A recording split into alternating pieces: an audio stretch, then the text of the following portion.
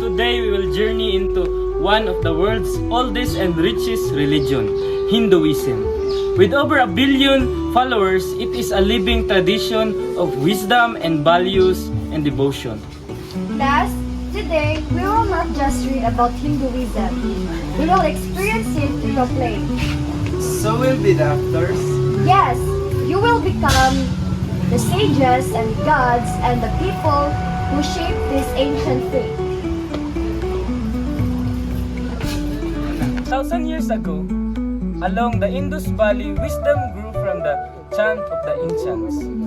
Hinduism had no single founder, it was born from countless voices. We honor the Vedas, songs of knowledge, passed generation to generation. The truth is eternal, and the universe is secret.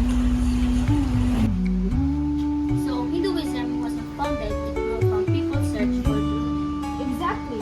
From their chants came sacred like the Vedas and Upanishads, the roots of Hindu wisdom. In time, story of gods and heroes filled great epics, the Ramayana and the Mahabharata. These stories teach duty, love, and sacrifice. And the Bhagavad Gita, that is part of the Mahabharata, right? Yes, in it, Lord Krishna teaches Arjuna about duty and faith. Do your duty without selfishness. Who are the main gods in Hinduism? I am Brahma, the creator of all beginnings. I am Vishnu, the preserver who restores balance when evil rises. I am Shiva, the destroyer, but the destruction brings a new one.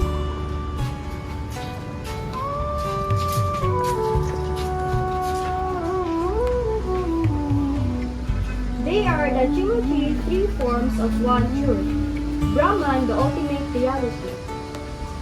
Many gods, but one truth. Hinduism expressed devotion called bhakti through prayer and song and service. We honor the gods, not just rituals, by the kindness and duty in daily life. So worship isn't only in temple, it's how people live. Yes, to serve others is to serve the divine.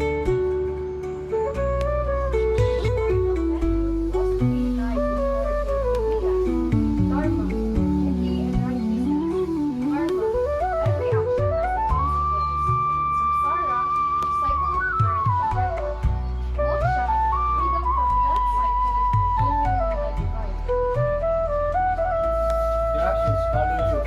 Good brings good, evil brings pain. That is karma. So our choices today shape our tomorrow, even our next life. Exactly. That is the law of karma. I told Arjuna, perform your duty at love. Not with trophies come to the art service. Live with duty, act with love, seek truth, find peace. Hinduism teach harmony between thoughts, action, and spirit. During Diwali, the festival of lights, family welcome prosperity and goodness. In Holi, the festival of colors, people celebrate love, joy, and new beginnings. This festival reminds people of goodness and unity. Yes, they are faith-made joyful. Today, Hinduism continues to inspire millions in India and across the world. And they remind us that all paths can lead to truth. Timeless lessons, duty, peace, and compassion remain as relevant as ever. From ancient chant to modern lives, Hinduism endures a river of wisdom flowing through time. It calls us to live with harmony, with self, with others, and with the divine.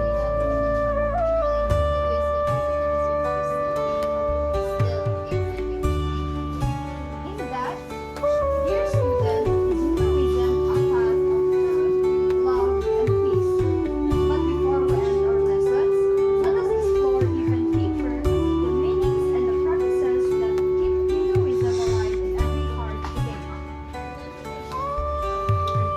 The four main paths are karma, the path of action, bhakti, the path of devotion, jnana, the path of knowledge, and graha, the path of meditation. So anyone can find their own way to God. Yes, each person's journey is unique, but all lead to the same truth. There were priests, warriors, merchants, and workers, each with their role in society. Symbols plays an important role in Hindu faith. What does this Om mean? Om is the sound of creation, the vibration of the universe. How about the cow? The cow represents life and kindness, a symbol of giving without asking. Hindus travel to sacred rivers, mountains like Ganges in Himalayas, seeking blessings and peace. So pilgrimage is not just a travel, it's a spiritual journey. Yes, the journey itself becomes worship. Is that where river and mountains are sacred? Yes, the earth is Spring Queen Mata. Mother Earth is church for all living beings is part of ahimsa or non-violence. So protecting nature is also an act of faith.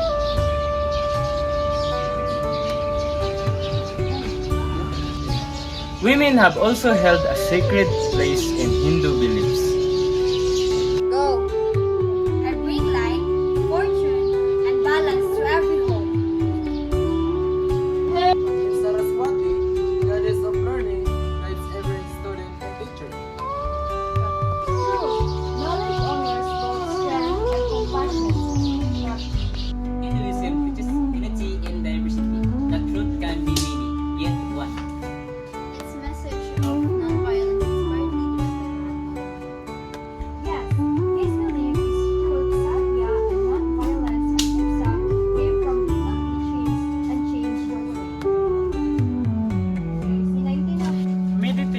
or Dhyana connects the mind, body, and soul.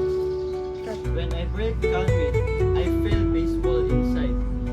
That peace is the presence of the divine within you.